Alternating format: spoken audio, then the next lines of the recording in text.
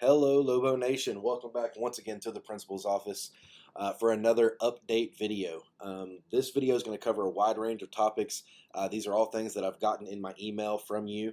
Again, send those emails to griffink@lpisd.org.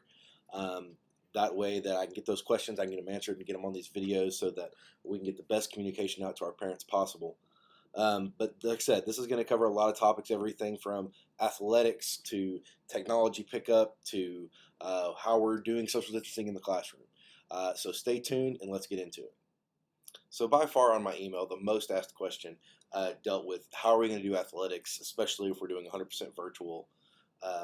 What are practices going to look like and things like that.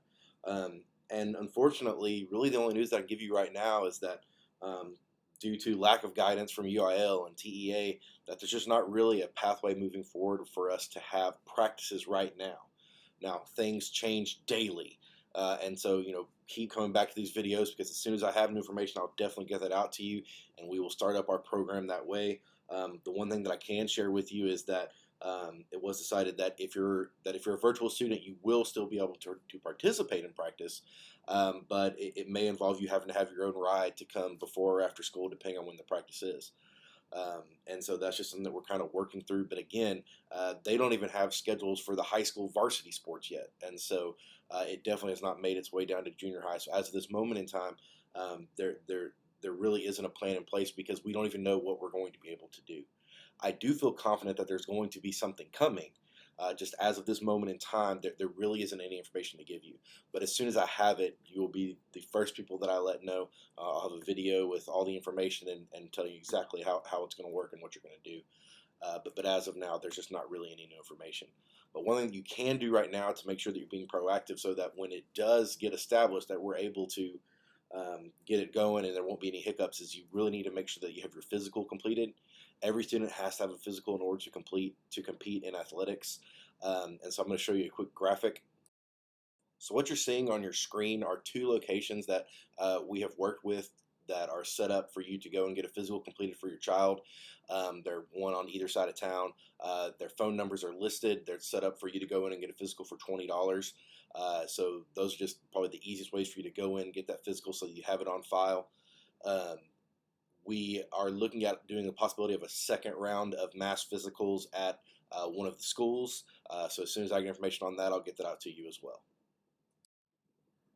The next most asked question dealt with schedules and technology pickup. So as far as schedules are concerned, as I said in the last video, you'll be getting your schedules when you come and do the technology pickup. They have not been emailed out to anyone or anything like that. We just literally finalized the master schedule today.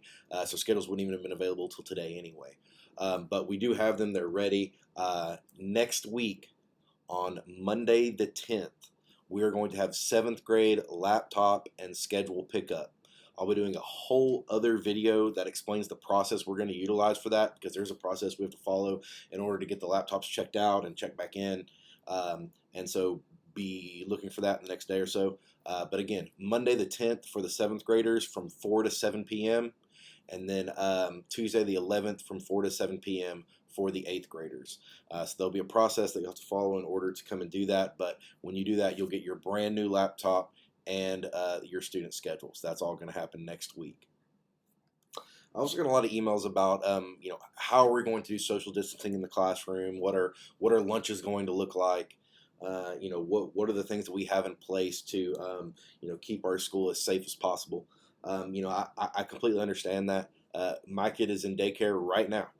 Because I have to be at work and so I was obviously very interested in exactly what they were doing to keep my child safe, and so I want to make sure that I'm getting information to you. As far as classrooms are concerned, definitely teachers are going to be structuring their classroom in a way to give as much space as possible in between desks and being very cognizant of how much work is actually going to be done on paper. Most assignment things will be paperless so that there's not the passing around of different things like that. Every classroom is going to be outfitted with hand sanitizer as well as some cleaning products that they'll be able to use on the desks and manipulatives and things so that everyone's getting a nice clean surface whenever they come into the room. So those just kind of a couple of things they're going to be doing in the classroom. I really advise you to go look at the reopening plan that's on the website. It's very thorough in all the different things that we're going to be doing. Lunch came up a lot. Our kids have to eat in the classroom.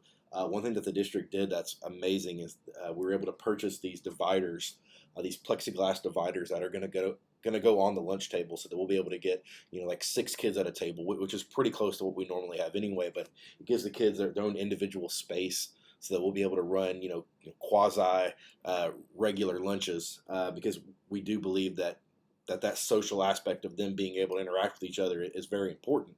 But we have to do it in a safe way, and so that's something that we were able to get, and so that we'll be able to run again fairly normal lunches, as far as that's concerned. We're also putting up signage throughout the building, telling kids, reminding them to wash their hands and to stay 6 feet apart from each other. I mean, there are definitely going to be things that they're going to be challenges. Anytime that we release to go from one class to the next, we're talking a huge number of students out in the hallway. And so it's just going to be, constant reinforcement of teaching them to stay apart from each other. We do have one-way hallways, so you won't have kids going in and out in front of each other. So it's a matter of just kind of letting them out, a few at a time, just keeping that distance as they're walking down the hallway. Teachers will be in the hallway, administrators will be in the hallway, just reminding kids, just reinforcing that behavior of just staying apart from each other. But I mean, they are kids. I mean, it is something that we're going to have to work at. They miss each other. They haven't seen each other in months. They're going to want to hug each other. They're going to want to, shake hands. They're going to want to do all those things. So it's just that constant reinforcement that we're going to have to keep instilling in our students, so that they're acting appropriately and doing everything we can to keep everybody safe. That actually brings me to one of the last topics, and that is the decision that you're having to make.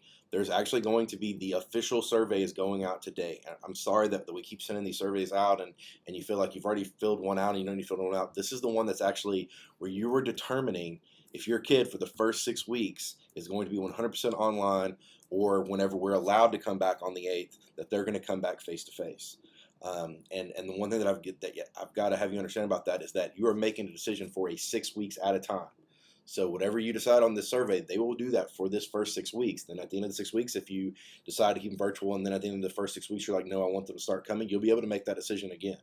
But when you make it, then it'll be for the entire second 6 weeks.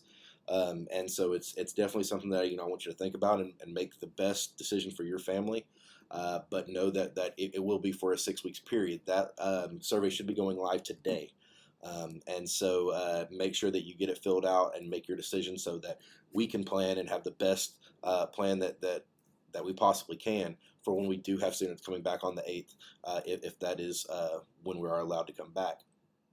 And lastly, for all our incoming 7th graders just coming from Baker, I was made aware by Dr. Upchurch that if you ordered a yearbook, they did not forget about you. They are still waiting for them to come in. As soon as they're in, and they expect them any time now, that they will be getting in contact with you so you can get your yearbook from last year. But they did not go away. They are coming. Just with everything that happened, the company just got very backed up. That is all the information I have. That really covered all the emails that I've gotten. But again, if you have new questions or you need some clarification on something that I asked, please make sure that you send those emails to griffink@lpisd.org, and I will make sure that they end up in the next video.